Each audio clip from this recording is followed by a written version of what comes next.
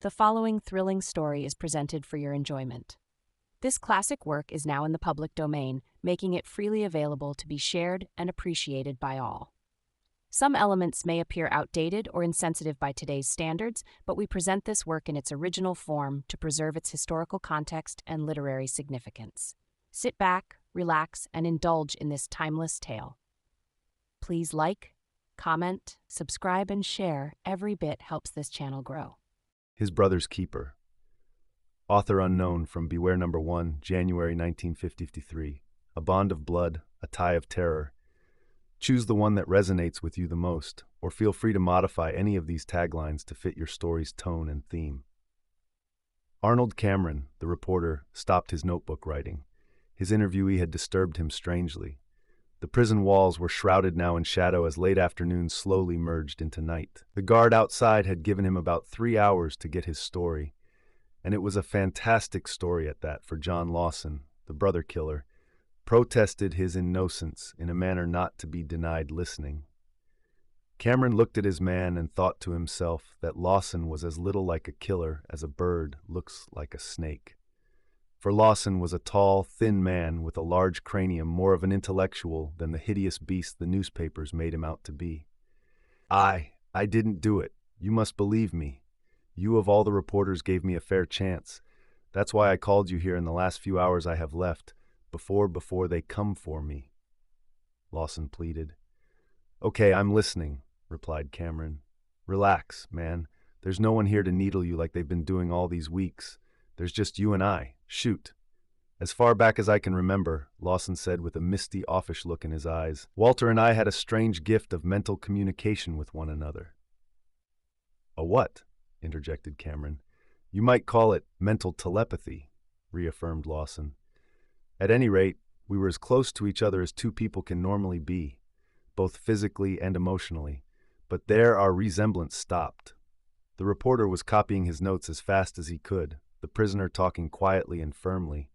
The shadows deepened and threw the entire cell into a dim-like darkness, the silence broken only by the steady flow of words from the almost trance-like man. John Lawson had said that he and his brother were different from each other, though they could almost read each other's thoughts. But how different? No one really knew. John was practical, hard-headed, serious worker. Walter was the romantic, the dreamer who frequently got himself into trouble in his quest for the occult or mysterious. Both also were in love with Marian Phillips, the pretty little girl who had grown up with them since early childhood. In the course of time, Marian had to choose between the two. She chose John, and they were to be married a few months later. Walter, very disappointed, left New York and went to San Francisco to start a new life. There he set up a foundation for cult practices and made his living as a student of the occult. John, meantime, had landed an executive post with a large business firm. One day in conference, he was bothered by a strange feeling of uneasiness. "What's wrong, Mr. Lawson?" asked his perturbed secretary. "Can I get you anything?" "No, I'll be all right, thank you," replied John, trying to erase from his mind the frantic voice that was calling him in his head. That same moment, 3,000 miles away, Walter, working on an experiment to recall spirits back from the dead, had been horribly successful. "Ha ha!" smiled the black shape as it swirled out of the space before him. "You have summoned me from my own world, but if you think you shall be my master, you are sadly mistaken, for it is my purpose to claim your body as mine." Walter, of course, was completely powerless to resist, for his own will had been numbed by the malevolent willpower of the horrible spirit.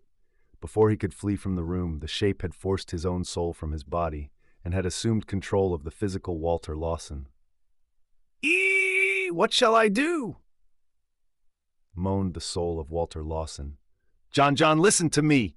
Come quickly, help me! Help!" This was the uneasiness that John Lawson at the other end of the country had somehow sensed.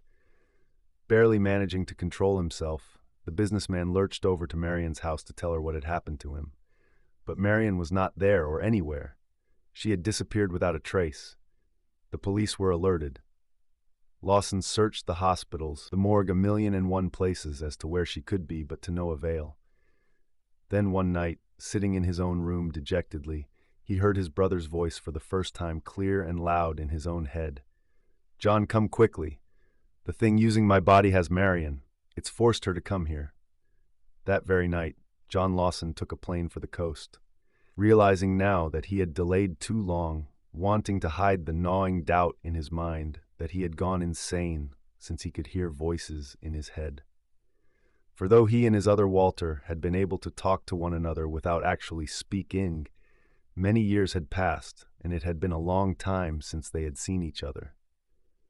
The plane landed, and moments later, a half-crazed man hailed a cab for a downtown address in the shabbier part of the city. Running up rickety steps two at a time, he broke in to find Marion strapped to a table and about to be placed under the same spell that Walter was in when he lost his body to another evil spirit. John didn't pretend to understand why he knew all this. It seemed to him to be the natural thing to take everything at a glance, although the man who looked like his brother whirled around with absolutely no love on his face. "Don't be a fool, John," said the creature posing as his brother. "The instant you try to stop me, I'll kill you on the spot." It was then that John saw Walter pointing the gun at him. But a very familiar voice in his head, Walter's voice, the soul of his brother, urged him on, ever onward towards that figure who was watching now, like a desperate trapped animal. "I'm going to stop you, whatever you are," muttered John. "I'm going to squeeze the rotten life out of your throat if it means I die myself."